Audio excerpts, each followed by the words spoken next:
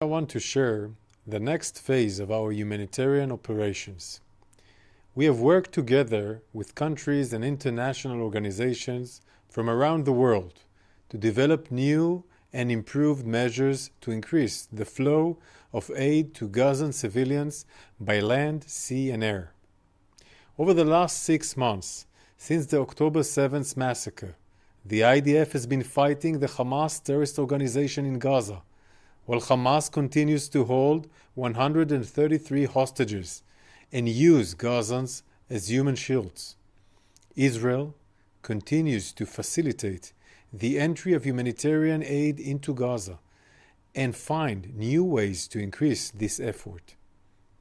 We are constructing the northern crossing, a new land crossing from Israel into northern Gaza, to enable more aid to flow directly to civilians in the areas that have been challenging for the trucks to access. These new measures enable us to bring more aid and trucks destined for Gaza from overseas, including the via land crossing with Jordan, where we expect 58 trucks a day to pass through. Following the cabinet's decision, we have worked with international partners to bring in more aid from the sea via the port of Ashdod, after which it will be transported down to the crossings into Gaza. The combination of these new measures means that we expect the daily average of trucks of food, water, medicine, and shelter supplies going into Gaza to go up gradually from 350 per day to around 500 per day. All of these efforts are due to close coordination with international partners and aid organizations to maximize our combined humanitarian efforts. We are cooperating with the United States Central Command in building a temporary floating pier on the coast of Gaza Strip, enabling aid to reach Gaza directly by sea. This humanitarian effort shows the depths of the United States-Israel strategic partnership and the shared values of our two nations. International airdrops of aid into Gaza are also continuing.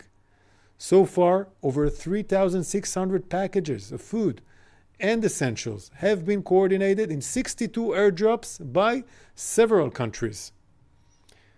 This coordination is complicated, and it is complicated further by Hamas' ongoing fire, including towards aid convoys. We are working together with international organizations to solve the challenges of the distribution of aid inside Gaza. And we are implementing the lesson learned from the tragic incident with the WCK organization in order to maximize protection of aid workers and improve real-time cooperation of our humanitarian operations with international organizations.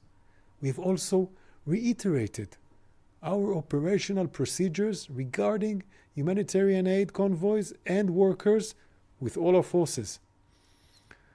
As we have said, since day one, Israel is at war with Hamas, not the people of Gaza.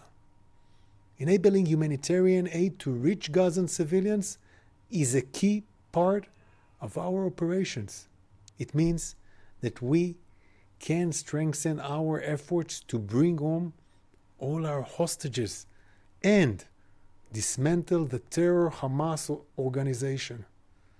This week, the IDF troops who were operating against Hamas terrorists in its Khan Yunis stronghold completed their mission and left Khan Yunis.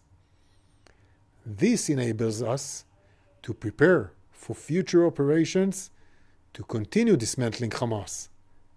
And it also enables Gazans who moved from Khan Yunis to Rafah to return to Khan Yunis.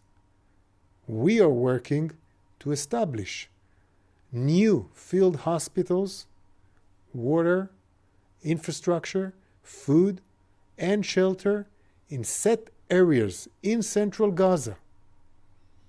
The IDF will continue to do everything we can to bring back home our hostages and defeat Hamas, and also to make sure we continue to get as much humanitarian aid as possible into Gaza for the people of Gaza.